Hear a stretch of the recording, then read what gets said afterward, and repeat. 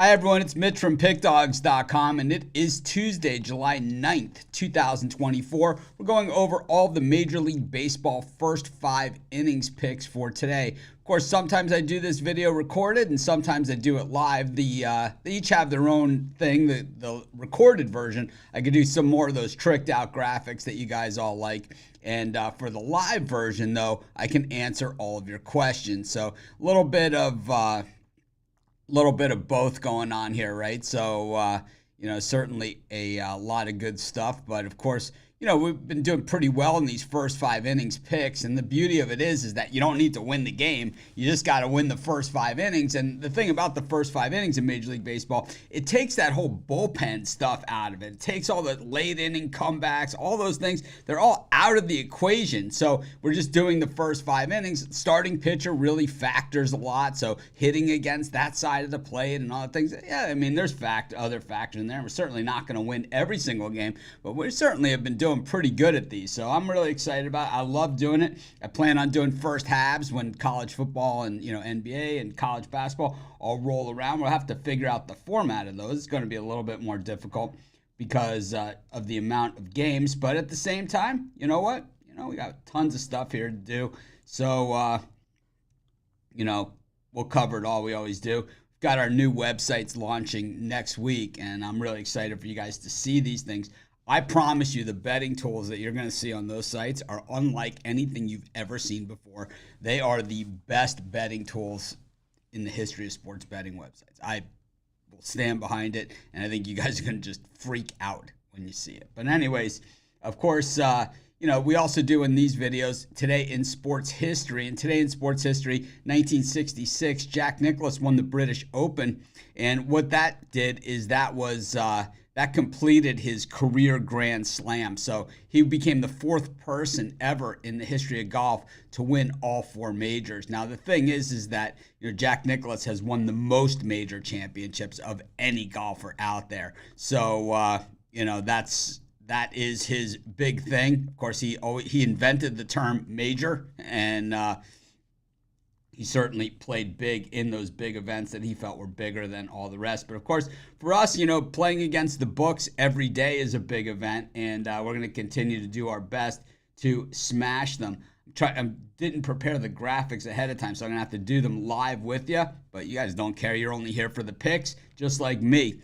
Anyways, for our first game, we're going to head to Baltimore, where the Orioles are taking on the Cubs. You can see, like I said, the graphics, we'll just do them together as we go. Orioles versus Cubs is the first game. We got Dean Kramer on the bump for the O's, and it is Jameson Taillon on the mound for the Cubs. Originally, it was Shota Imanaga scheduled to go here for the Cubbies, but it is Taillon, and the Cubs have actually had really good luck against the Baltimore Orioles over the years, going 9-4 in the last 13 meetings of these two teams.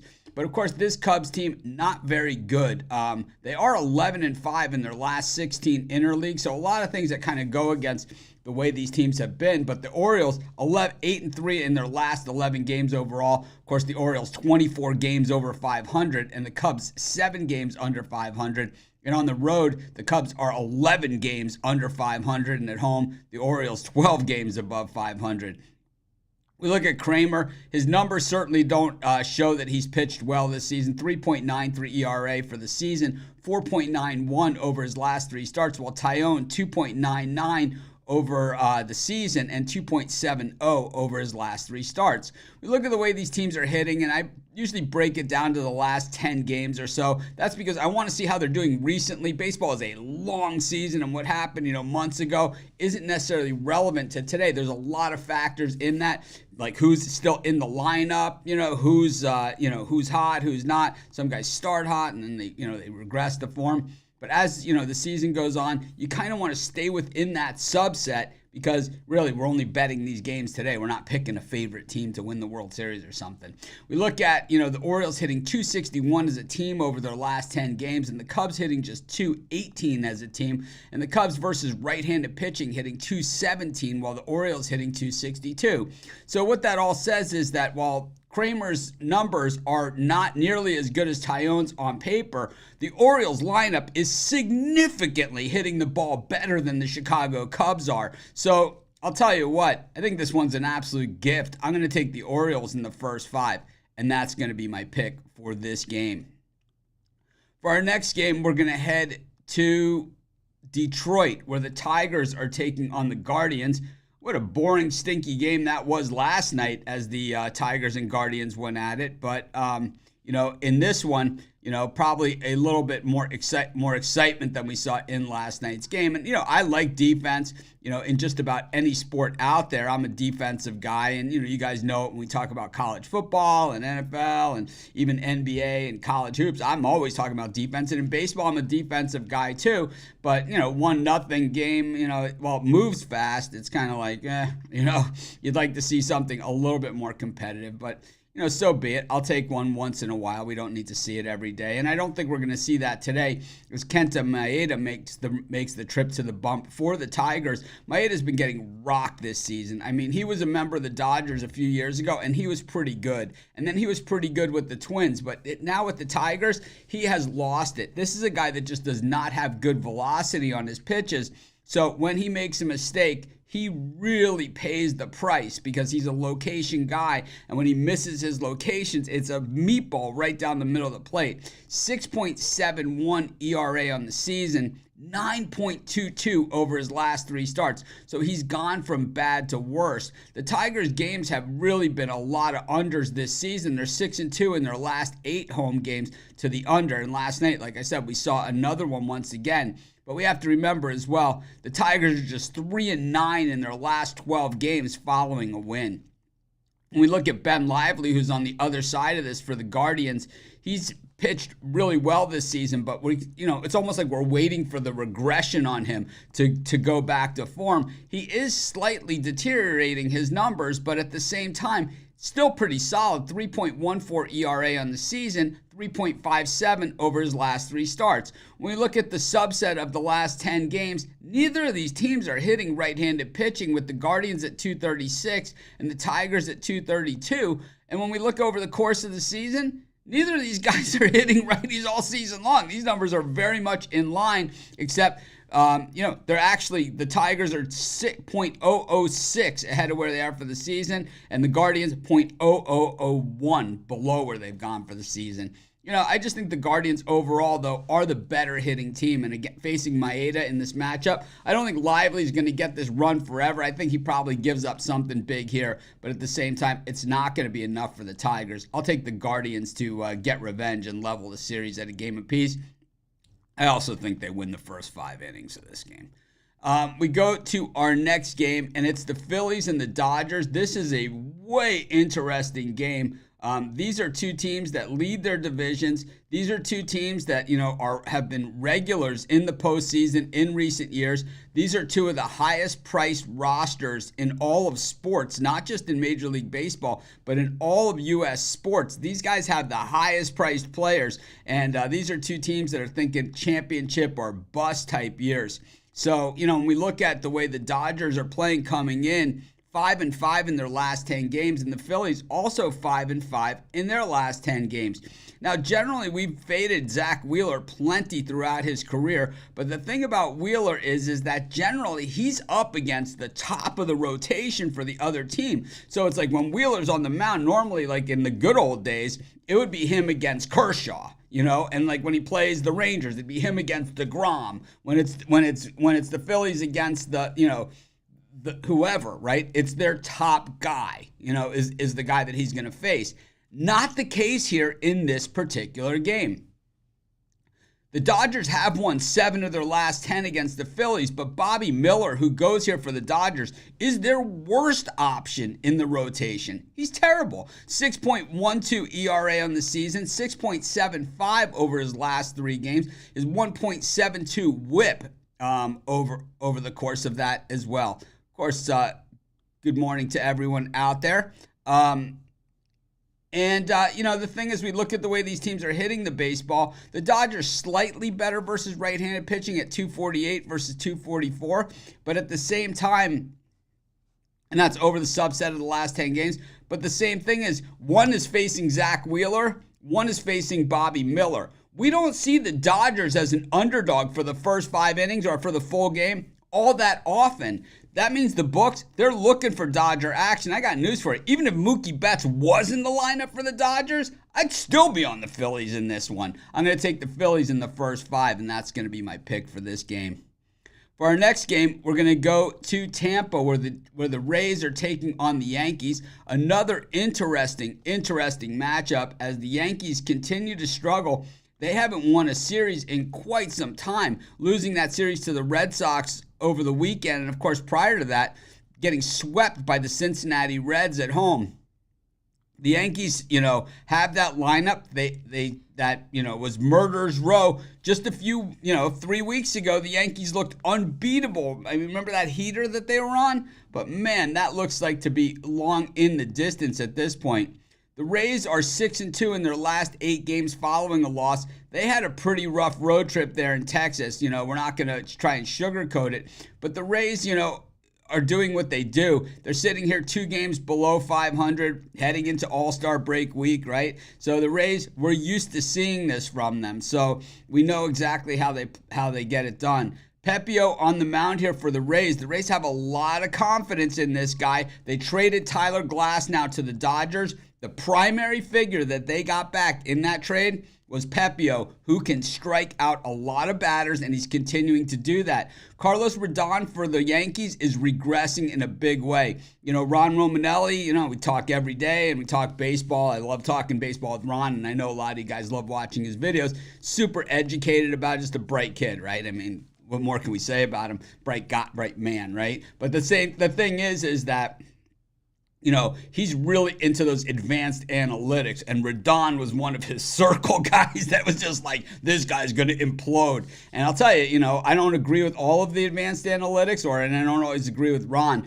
but I have to say this one, he has absolutely nailed it, as Rodon's to an 11.57 ERA over his last 3 starts, while Pepio starting to go into form because he is a big strikeout guy, 3.55 over his last 3 starts. So we're starting to see that as well. The Yankees' bats have also tailed off, but so have the Rays. The Rays against right-handed pitching are hitting just 176, but of course they're facing a lefty here in Rodon. They're hitting 315 versus lefties over their last 10 games.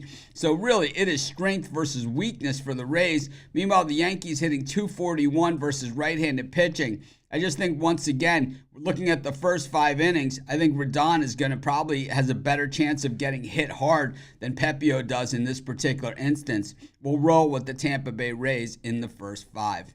Those of you who are just joining us, we're going live with our first 5 innings picks today. That means you guys can join in. You can ask any questions that you like, whether it's about the first 5 innings of these games or anything else that's going on here with Pick Dogs or with me or anything at all. I love doing these live shows. I haven't had a chance to do the morning show in a while, and you guys know I did the morning show every day for years and years and years, and this is the first break I've really taken. I hope to be back on the morning show sometime shortly after the All-Star break, after we launch our new websites. I might even make a pop in and do an appearance before then. I'm hoping to, but of course next week is All-Star break week, so we'll have to see how that goes as well. But just filling everybody in. We're doing our first 5 innings picks for today. If you haven't been watching my first 5 innings regular videos, sometimes we do it live, sometimes we do a pre-recorded video. The pre-recorded videos have the tricky graphics. The live shows, well, it allows this interaction. It allows me to also go a little bit deeper into these games with you guys, as the recorded video is just, I try and dedicate about a minute or so to each game. For our next game, though, we're going to head to Citi Field in New York. Another interesting matchup here, as the Mets are taking on the Nationals. Jose Quintana on the mound here for the Mets, while it is Jake Irvin on the mound for the Nationals. Jake Irvin pitched outstanding on 4th of July. He was absolutely lights out. 1 hit over 8 innings of work. He was crazy. But the thing is, putting together back-to-back big performances like that, never really quite so easy. And what's lost in the shuffle here Jose Quintana's been off the chain in his last several starts as well. In his last three, Quintana has a 1.04 ERA, while Irvin, over his last three starts, 0.50. Both these guys have just been absolutely tough as nails. So what we want to do is take a look at how these teams are hitting the baseball. And the Mets are hitting righties over their last 10 games at just 185. But the Nationals, 248 versus left-handed pitching. I honestly don't believe that any of that stuff is going to matter, because I think runs are going to be super tough to come by when these guys, when it's early in the game. We can't expect a young pitcher like Jake Irvin to string together big outings, right? We know he has that capability. We saw him go into LA and two-hit the Dodgers, right, in Los Angeles earlier this season. It doesn't mean every other outing since has been a two-hitter or one-hitter, right? So we know he has that kind of stuff, but we also know he hasn't been able to string it together. Meanwhile, Quintana is a veteran, and he's starting to find his groove. And these veterans, what they can always do is get their way out of trouble. That's the difference between a veteran and the young pitchers. The young pitchers, they'll battle, they'll strike a lot of guys out. They can even dominate more so than a veteran. But a lot of these veteran guys, you get guys on second and third with less than 2 outs. There's no guarantee anything's crossing the plate on these guys. And that's the way Quintana has been playing too. The Mets bullpen's been atrocious. The Nationals has been as well. But that doesn't factor in first 5 innings. Let's just roll with the under in the first 5 in the Nats-Mets. I think this is a good game for me to stay away from. I could make an argument pretty easily either way for either team. And that usually means there's better places to have our money. And see if we could find some more. For our next game, we head to Boston, where the Red Sox are hosting the A's. The A's are, continue to be the same team we've seen from them over the last several years. And that's a team that's on their way out of Oakland and, now officially, finally. So at least they have some direction. And I do believe that once they land in Vegas, we'll start to see a different A's team than we've seen from them in recent years. I think they'll put some money into the lineup, into the roster, and we'll start to see the A's put it together. But of course, that's not now. That's 3 years from now as they move to Sacramento next season. Meanwhile, so I'll address this question really quickly. So Felipe, the way you find streaks on the site for totals under betting tools, go to sportschatplace.com, go to betting tools, click on best parlay, select totals. When it gives you the drop down, select Major League Baseball as the sport, select totals, and then put the total number of games to 10. And that's how I get the totals on the streaks for the show.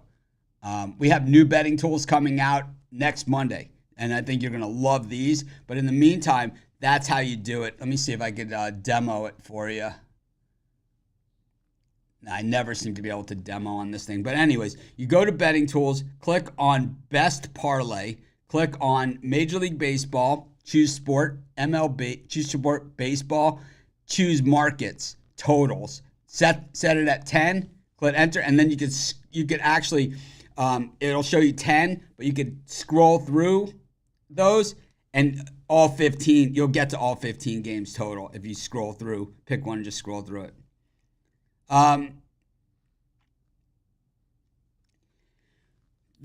Our best bets are over at the website. I'm not a totals guy. We have other guys that are great at totals. But I want to get back to this game. It's the A's and the Red Sox. And Brian Bayo makes it back to the mound up against Joey Estes. And Bayo has really not been very good this season. He has been struggling mightily. And, he has a 5.19 ERA on the season, 6.00 over his last 3 starts, while Estes has a 4.39 ERA on the season, 1.74 over his last 3 starts. We know the Red Sox have not been a great home team this year. They're 3 games under 500, but the A's are hideous on the road, 12-33, so tough to even go by that. And the A's 7-19 in the last 26 meetings of these two teams, 15-40 in their last 55 in Boston. But of course, those are full game results. We look at the way these teams are hitting the baseball, and the Red Sox are clubbing righties to the tune of 266. They're not doing anything against lefties, while the A's are clubbing lefties. They're not doing much against righties, hitting 226. So you have Estes, who's pitching really well, against Bayo, who is not pitching really well, against a team that's hitting not great against right-handed pitching, but serviceable, actually. And the Red Sox, who are clubbing righties. I got to say, I'm going to lean to the A's in the first 5 innings. I don't know who wins the game, but I'll take the A's for the first 5 in this game. You can look at the betting tools for those totals, though. Go to Best Parlays, and you could decide for yourself. I did on the 7 free picks in 5 minutes. I take a few of those on that every single day. Our next game, we go to Cincinnati, where the Reds are taking on the Rockies. I think this is an interesting game. The Reds, streaky good and streaky bad this season, and they were streaky bad against the Tigers over the weekend, but looked streaky good last night against the Rockies as they pitched a shutout in that one and put 6 runs on the board. I think, in this one, what we see, though, Cal Quantrill on the mound for the Rockies, probably the most underrated pitcher in all of baseball this season, up against Nick Lodolo for the Reds. And Lodolo, is a guy that's pitched pretty well as well. 2.96 ERA on the season, 3.06 over his last 3, while Quantrill has a 3.77 ERA, 5.51 over his last 3 starts. The Rockies have been terrible on the road, 14-53 in their last 67 on the road. And they, of course, last night they put no runs on the board. As a team, they're hitting just 214 over their last 10 games, but the Reds are hitting a pathetic 188 over their last 10 games. Meanwhile, the Reds, against right-handed pitching are hitting 188, while the Rockies are hitting lefties at 167. So neither of these teams are hitting the baseball at all against the side of the plate that they're facing. I got to say, I think all of the value in this game is on the Rockies. When you look at Cal Quantrill, and his higher ERA over his last 3, he's only got 3.77 for the season, and more than half his games have been at Coors Field. I got to say, those are way more impressive than what the numbers state. I'm going to take the Rockies in the first 5 of this game. I've actually been up for hours and hours at this point. What time is it? So I've been up for 3.5 hours already. I'm up every day, very early. I do that first 5 innings video every single day.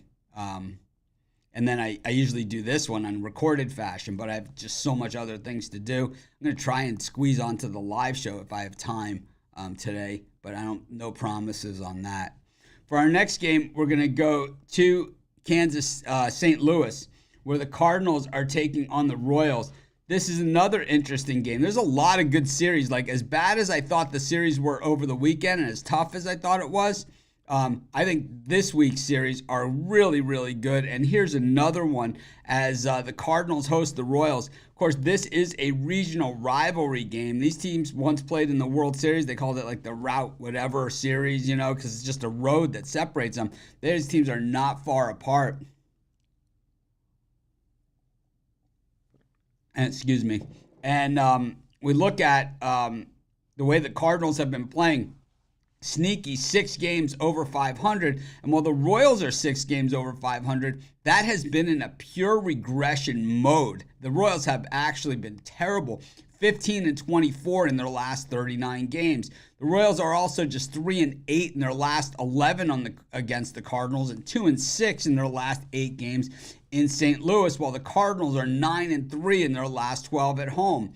We look at the pitchers here, and Pallant, who goes for the Cardinals, certainly hasn't been their best. 4.00 ERA, 3.06 over his last 3 starts. He's a reliever who's been moved into the starting rotation, and we've seen the Cardinals stretch him out a little bit. Meanwhile, on the other side of it, Waka having a career season, 3.74 ERA on the year, 1.65 over his last 3 starts. Of course, Waka started his career as a member of the Cardinals. They thought he was going to be the next one, Chris Carpenter, Wainwright, and then Waka. But Waka just never became that pitcher for the Cardinals, and they cut bait with him. A lot of times you see Cardinal pitchers, they stay there forever, like Adam Wainwright did. but you certainly don't see that with Waka.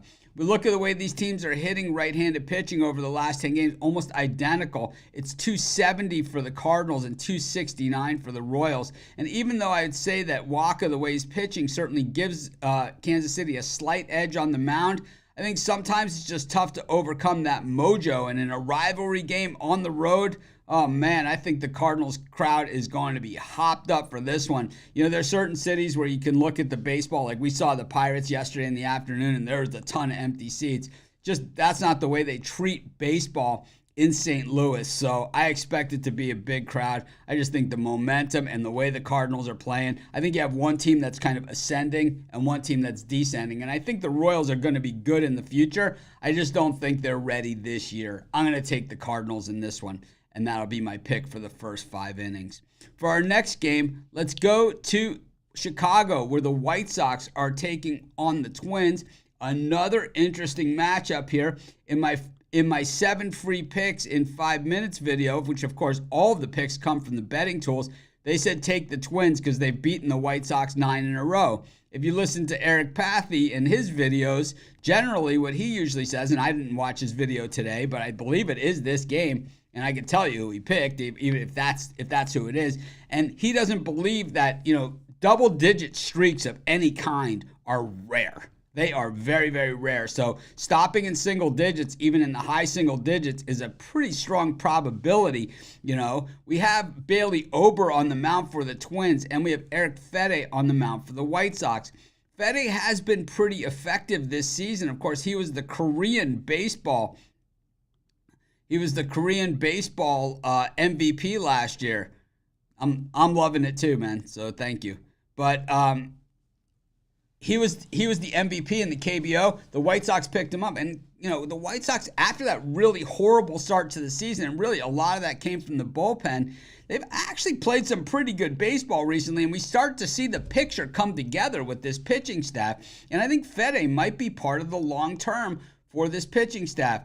The Twins have dominated the White Sox, 21-7 in the last 28. They've won the last 9 meetings of these two teams. There's been a lot of high-scoring games between these two teams as well. When we look at the way these guys are pitching, Bailey Ober, 4.12 ERA on the season, 1.71 over his last 3 starts.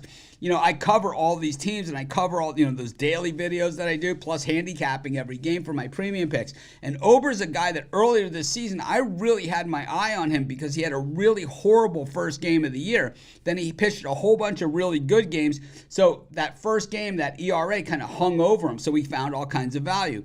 But then he started to implode again, and now lately, he's going back to that same form where he's starting to pick it up and pitch really, really well. The thing is, I trust Ober absolutely zero as far as consistency goes. And the White Sox, like I said, playing a lot better baseball recently than they did earlier this season.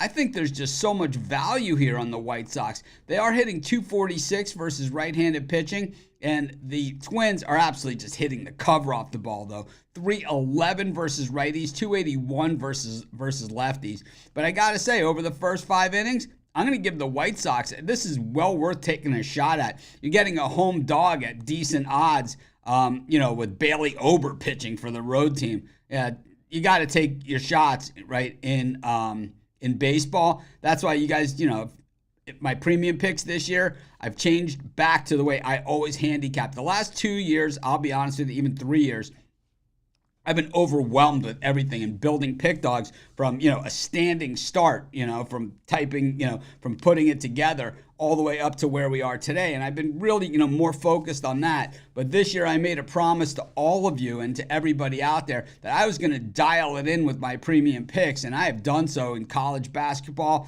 through NFL for this year, that, finishing off the year, including the Super Bowl, March Madness, the NBA second half of the season, as well as, here in Major League Baseball. And I've gone back to my old school handicapping style that, that I built a living off of, all these years. And I'll tell you what, it is definitely working. What it's called is just calculated risk and value betting. And that's exactly all we've been doing here this baseball season. We're not winning every game. In fact, we're winning just about half the games, but we're getting so much value and getting our money in good every single time. So even though, this White Sox Twins game, I understand it might not be the strongest play on the board, but I think with the White Sox at least, we're getting our money in good, and we have a chance at a better return than Bailey Ober at minus 158 on the road. That's just silly. I'm going to take the White Sox in the first 5.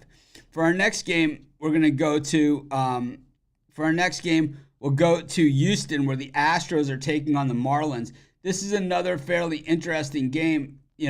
One of the things that I said in my regular video was Ronald Blanco, who's supposed to start here for the Astros. And let me just double check before I start rambling on about this. Let's see, because we all know that's what I do. It still says TBD, but I had seen Ronald Blanco as the starter here for the Astros. So I'm not 100% sure, but we'll just go on the assumption that it is Blanco for the purpose of the video. And then we'll dig a little deeper as it goes. Let me see if I see anything else. I'm seeing Blanco in some sources, and other sources I'm still seeing TBA. But anyways, when I look at this particular game, Trevor Rogers has pitched the best baseball that he's pitched since his rookie year. He's been very, very solid, especially over his last 3 starts. He's got a 4.11 ERA over his last 3 starts, but the team's gone 2-1. He's definitely kept them in it.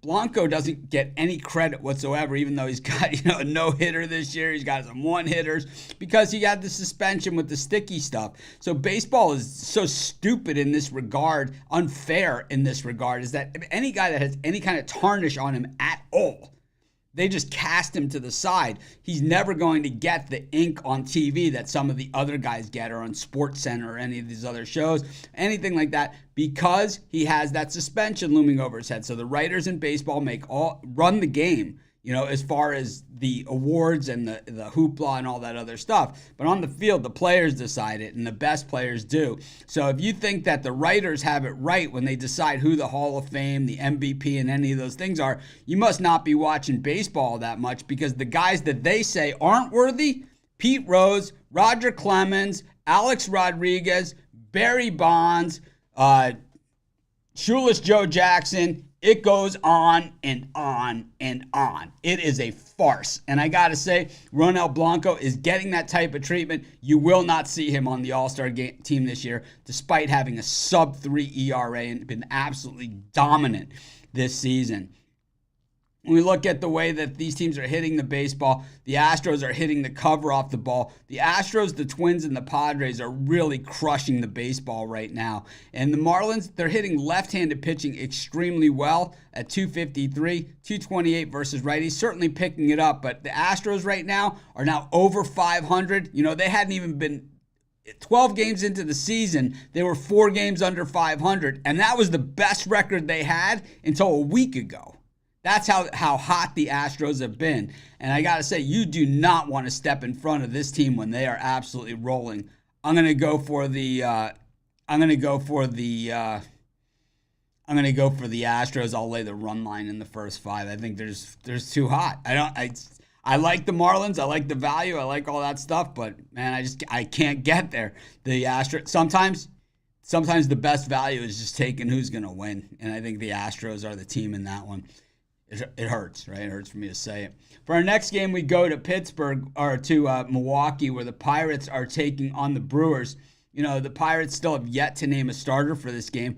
They were pretty impressive in that game yesterday against the Mets. I have to say that, I did have them as a premium pick, but man, I was sweating it when they gave up that 2-0 lead and only had 1 hit, at that point. And then all of a sudden they got the bats rolling, and man, O'Neal Cruz hits a home run, and then everybody's ass slapping and the whole momentum starts going, and then everybody's getting a hit, right? And that's exactly what happened. That, of course, it's the Mets bullpen. I don't know if Canseco is really a Hall of Famer, but I think Mark McGwire is.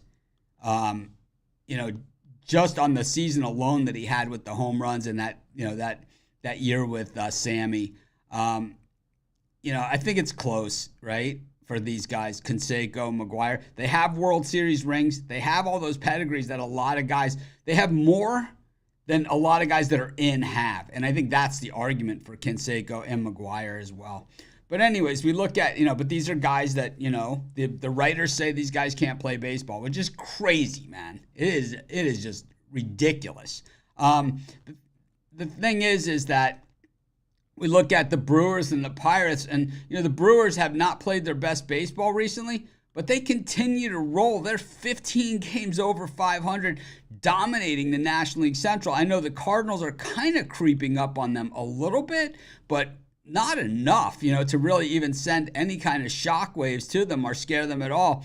The Brewers still are 4 games ahead in the loss column as we head into the All-Star break. And if you go into like the wild card standings, the Brewers would be way in there, because if you look at the wild card teams right now, it's the Braves, the Cardinals, and the Padres are the 3 teams that are in. So when I made that call about a month and a half ago on our weekend live show, saying that I think the Padres are going to be that sneaky team that could get into the World Series and even win it, well, here they are, right in contention, and they'd be a playoff team if the season ended today. Different team, different game. Back to this one, Colin Rea on the mound here for the Brewers, and he's done a really nice job. I think the Brewers overall have done a nice job. The Brewers are 19-7 in Rea's last 26 starts, and a team that lost Corbin Burns, a team that lost Woodruff. No excuses, right? It's like you look at some of these other teams, it's like the Yankees. Oh, Aaron Judge is out. Oh, the Dodgers. Oh, Mookie Betts is out. They got a million excuses, man. The Brewers, who are a middle market team, lose Corbin Burns and Woodruff off the top of their rotation, and they're in first place in the division.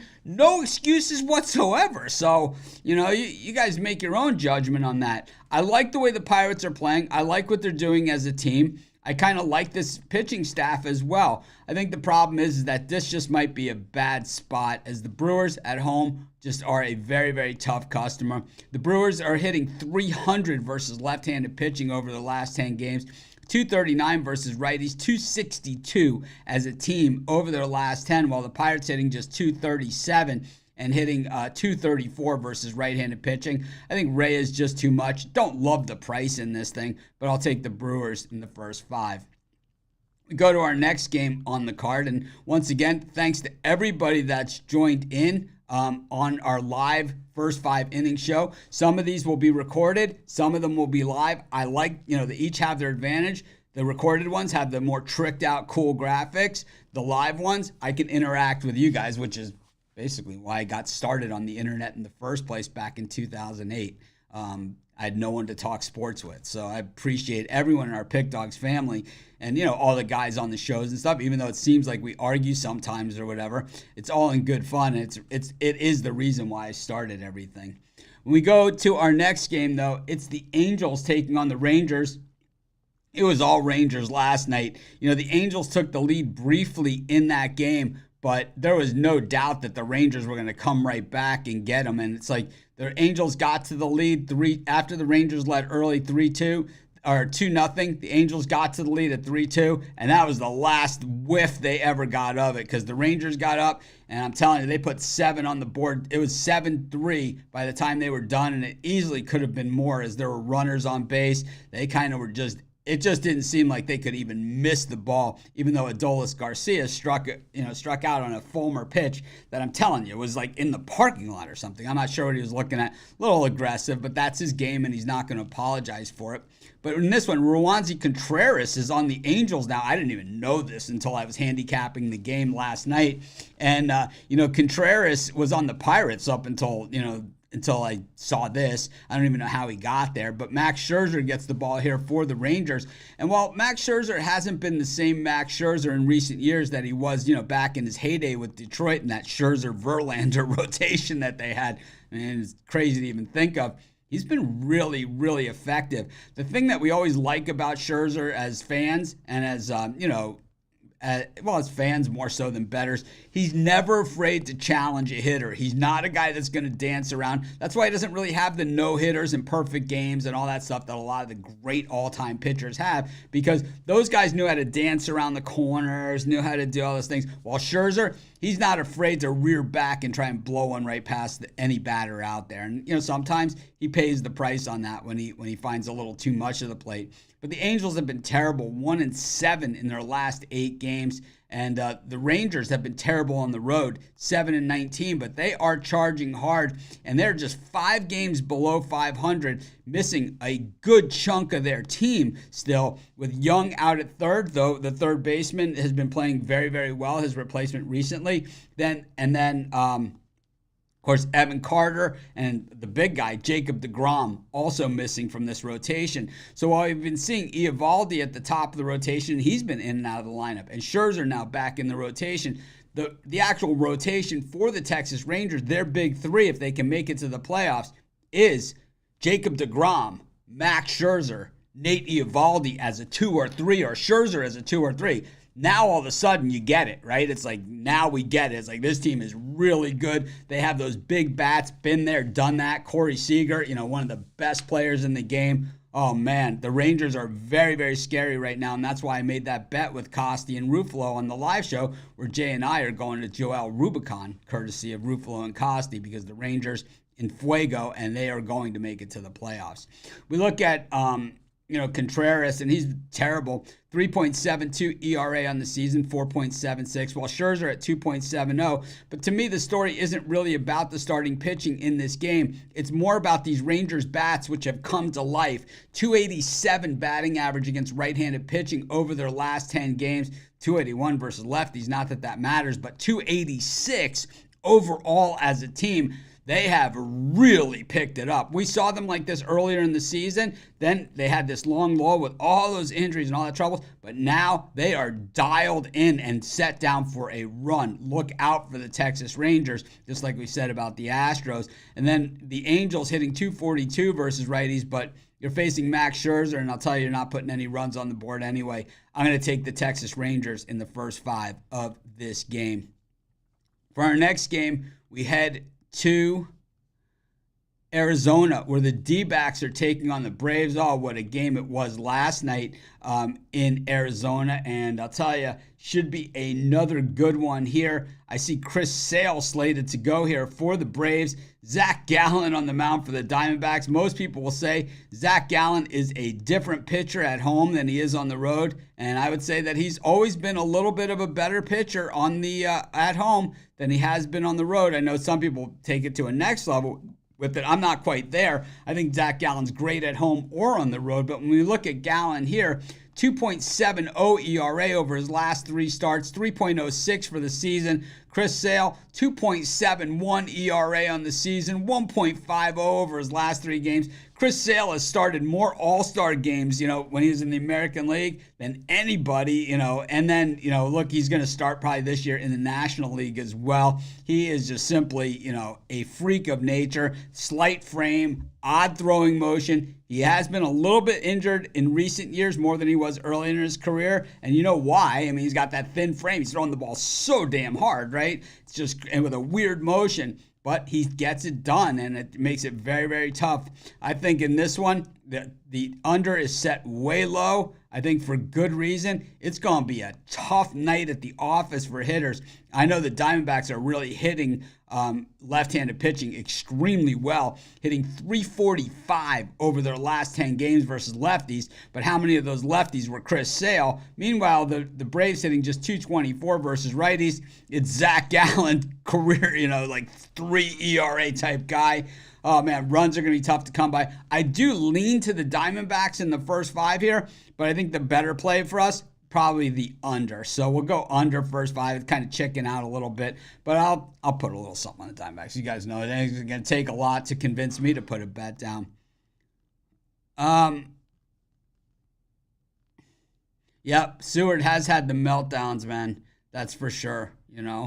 He has not been the same, but the D-backs are continuing to roll on, and they're certainly still heading in the right direction. And I think that's what it's all about. The D-backs are just a game under 500. Of course, they went to the World Series last year. So, while there's a lot of teams that are competitive right now, it's going to be interesting to see the way that it plays out over the last, because even with the new wild card and everything, there's still only 3 spots in each league that are available.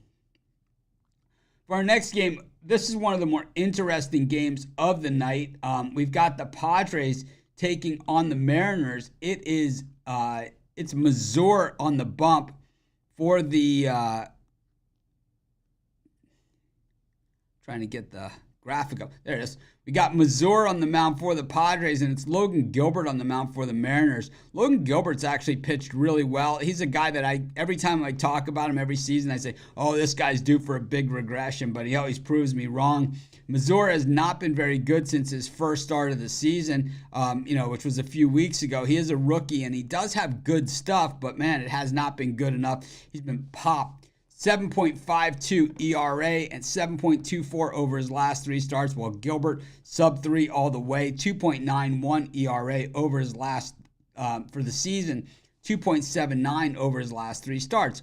But I think the issue here with the Mariners is these guys simply can't hit the baseball. And to me, it's like you could have the best pitcher in the world. You could have the best pitchers in the history of baseball. If you can't put runs on the board, you can't win games. The goal of the game is to score more runs than your opponent. So the Seattle Mariners are the worst hitting team in baseball. They have a 190 team batting average over their last 10 games. They're up against the Padres, who have been one of the best, 280 batting average over their last 10 games. And even over the course of the season, the Mariners at 215 and the Padres at 260. You look at them versus right-handed pitching, the Mariners hitting just 188 versus righties, and the Padres at 259. The Padres have been killing it at Petco, 10-3 in their last 13 at home, 7-2 in their last 9 interleague, and 8-1 in their last 9 in the underdog role. Very, very hard for me to bet on a team that can't score any runs at all, and that's the Mariners. So I'm going to take the San Diego Padres in the first 5 of this game. I got to say, it's just one of those ones where it's like, how can you win a game if you don't score? For our final game on the card, and this show has run a little bit longer than we had hoped, but who cares? I've got tons of other stuff to do, but nothing more important than talking to you guys about picking games. I enjoy it, and so everyone else will have to make time for it, and that's fine.